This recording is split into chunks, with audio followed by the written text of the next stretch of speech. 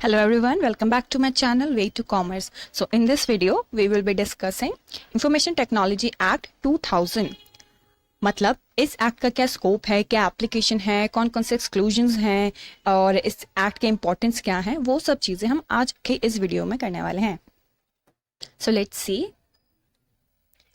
Information Technology Act. In 1996, the United Nations Commission on International Trade Law adopted the Model Law on Electronic Commerce (e-commerce) to bring uniformity in law in different countries.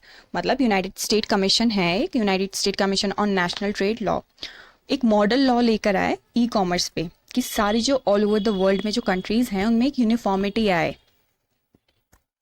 Further, the General Assembly of the United Nations recommended that all countries must consider this model law before making changes to their own laws. मतलब जो model law आया था उसे base रखना है, सबसे पहले हर country को उसे अडॉप्ट करना है, फिर अपने कंट्री के अकॉर्डिंग उसमें सारे अमेंडमेंट्स जो भी चेंजेस करने हैं वो कर सकते हैं.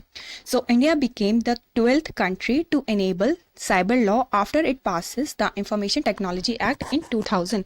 मतलब जब 2000 ईयर में, जब साल 2000 में इंफॉर्मेशन टेक्नोलॉजी एक्ट पास हुआ था इंडिया में, तो इंडिया 12th कंट्री बनी थी पूरे वर्ल्ड में to adopt such act. Information Technology Act 2000 provides legal recognition to the transaction carried out by means of electronic means. मतलब जो भी इलेक्ट्रॉनिक फॉर्म में ट्रांजैक्शंस हो रही हैं उन्हें एक लीगल रिकग्निशन दिया जा रहा है इस एक्ट में. लीगल रिकग्निशन मतलब कोई भी ऐसी चीज़ जिसको एक लॉ की आइज में आइडेंटिफाई किया गया हो. ठीक है. It describes and elaborates offenses, penalties and contraventions. मतलब इस एक्ट में क्या क्या कुछ ऐसे मतलब क्राइम्स हैं जो ऑफेंसेस हैं और कॉन्ट्रवेंशंस हैं वो आइडेंटिफाई किए गए हैं, उनको समझाया गया है. और अगर कोई भी इंसान in India does that offence या दैट कॉन्ट्रवेंशन तो उस पर क्या पेनल्टी लगेगी. ठीक है, मतलब उसको क्या सज़ा दी जाएगी. So this is the introduction of this act. Let us see further.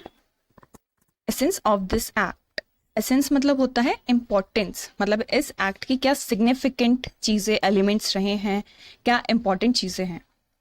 So the first is information technology act 2000 were designed to address the following issues. 3 issues main बनाए गए हैं जिसके लिए ये एक्ट बनाया गया है. 3 मेन इश्यूज हैं जिसकी वजह से ये एक्ट बनाया गया है. First is legal recognition of electronic documents, legal recognition of digital signature, offences and contravention. First है हमारा इलेक्ट्रॉनिक डॉक्यूमेंट्स. जो इलेक्ट्रॉनिक डॉक्यूमेंट्स होते हैं ना हमारे, लाइक पीडीएफ हो गया, डॉक्स हो गया, या फिर अगर आपका इलेक्ट्रॉनिक डॉक्यूमेंट फॉर एग्जांपल आपको मार्कशीट मिल रही है कोई ऑनलाइन, या फिर आपको आधार कार्ड, ई आधार कार्ड है आपका, ई पैन कार्ड है, ये सारे क्या है इलेक्ट्रॉनिक डॉक्यूमेंट्स. तो इनको रिकग्निशन किसके एक्ट के थ्रू मिला? आईटी एक्ट के थ्रू. जैसे हमारा आधार कार्ड सिर्फ पहले अगर पेपर में यूज़ होता, ठीक है, फिर उसके बाद 2000 में जब ये एक्ट अमेंडमेंट हुआ आया तो उसके बाद जो आधार कार्ड है हमारे को ई आधार कार्ड भी अलाउ किया गया कि यस वो भी एक्सेप्टेबल होगा. Next, legal recognition of digital signature. जो हम एक तो इलेक्ट्रॉनिक सिग्नेचर होता है, एक डिजिटल सिग्नेचर होता है. ठीक है ना, कुछ कुछ जगह पे इलेक्ट्रॉनिक सिग्नेचर भी आता है आईटी एक्ट के अंदर, पर ज़्यादा इंपॉर्टेंस किसे दी गई है यहाँ पे? डिजिटल सिग्नेचर को. कि अगर कोई भी डॉक्यूमेंट डिजिटल सिग्नेचर के थ्रू साइन किया गया है, जैसे भी हम आज जितना भी हमें गवर्नमेंट डॉक्यूमेंट्स मिलता है ना, मोस्टली वो डिजिटल सिग्नेचर के थ्रू ही साइन किया जाता है. जैसे हमारी एग्जाम की जो मार्कशीट है उसमें आप देखोगे होता है ना डिजिटली वेरीफाइड, तो दैट इज डिजिटल साइन. तो उसको भी यहाँ पे रिकग्निशन दिया गया है इस एक्ट के under. Then offences and contravention. जो भी हमारे साइबर ऑफेंसेस होंगे जो कंप्यूटर के थ्रू करे गए होंगे, कंप्यूटर पे अटैक किए गए होंगे, उन सबको एड्रेस किया गया है इस एक्ट में. मतलब क्या क्या ऑफेंसेस हैं, क्या क्या कॉन्ट्रवेंशन हैं, उस पर क्या पेनल्टीज लगेंगी, कितने एक्सटेंट तक उसमें सजा दी जाएगी. ओके.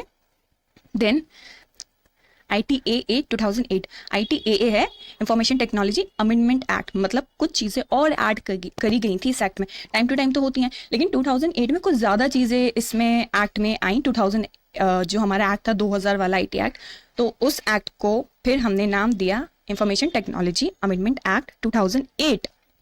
सो जो इस 2008 के एक्ट में अमेंडमेंट हुई थी, has provided the additional focus on information security, मतलब इंफॉर्मेशन सिक्योरिटी पे ज्यादा फोकस रहा 2000 वाले एक्ट के अकॉर्डिंग.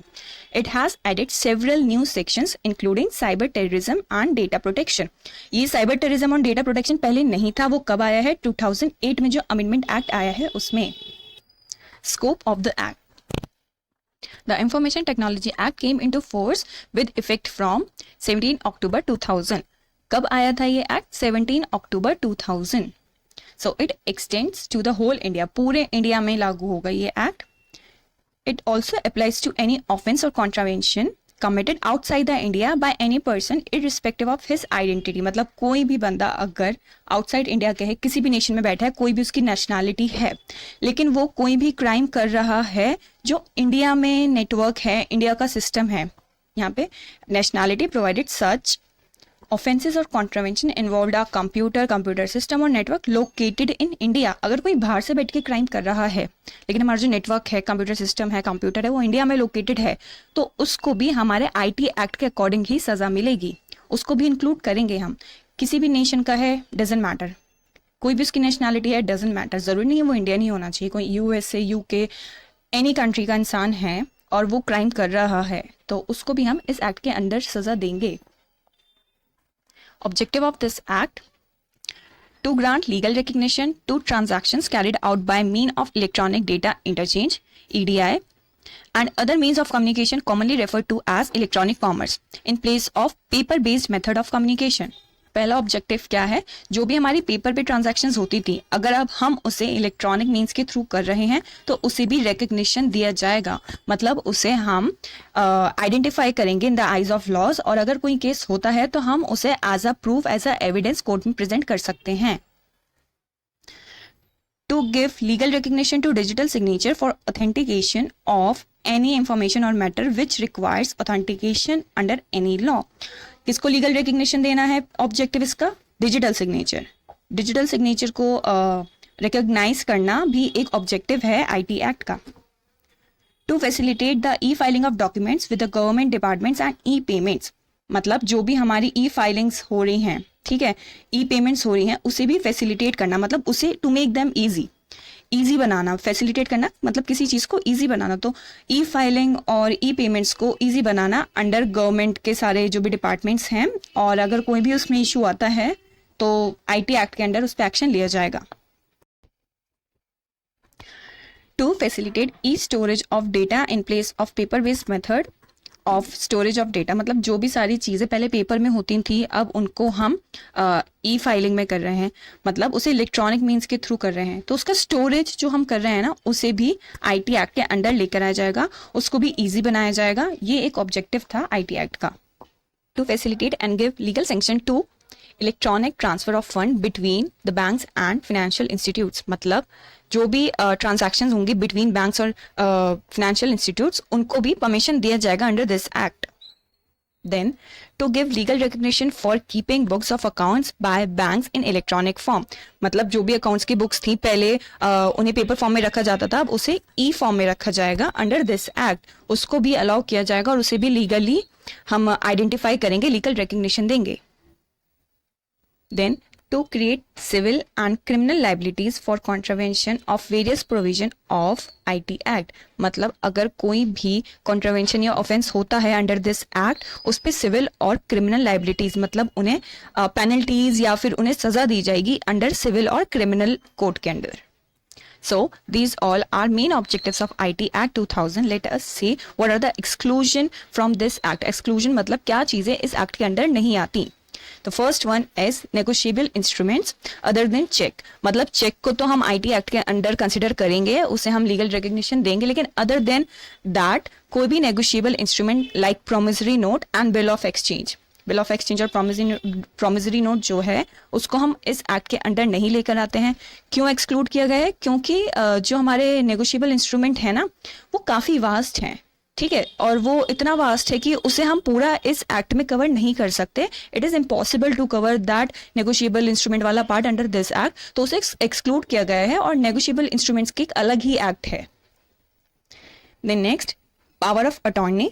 पावर ऑफ अटॉर्नी क्या होता है? पावर ऑफ अटॉर्नी वो चीज़ होती है कि कोई भी एक पर्सन दूसरे पर्सन को राइट देता है कि वो उसके लिए एक्ट करे। जैसे एजेंट होता है, एजेंट क्या करता है? Agent act for the principles.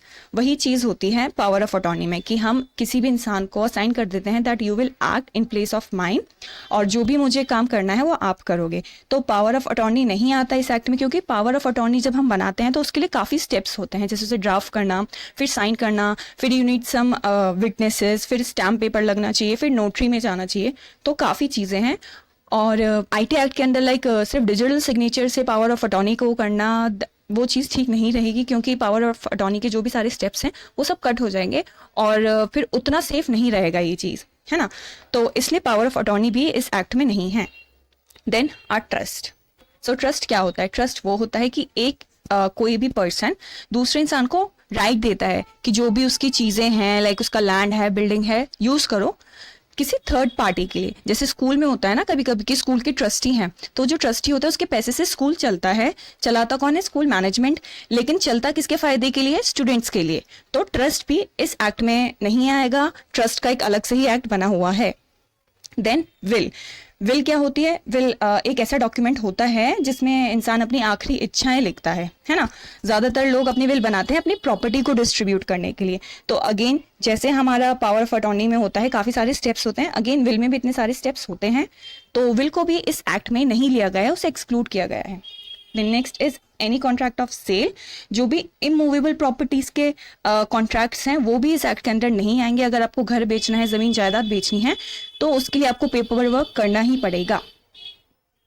Then any document और transaction notified by the central government in official gazette.